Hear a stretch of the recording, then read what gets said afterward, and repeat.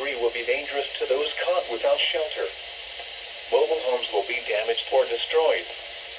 Damage to roofs, windows, and vehicles will occur. Tree damage is likely.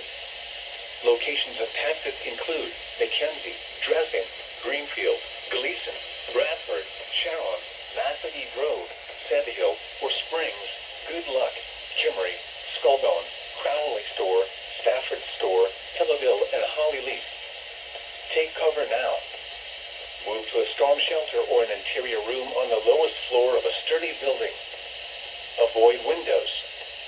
If you are outdoors, in a mobile home, or in a vehicle, move to the closest substantial shelter and protect yourself from flying debris.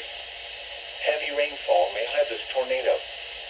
Do not wait to see or hear the tornado. Take cover now.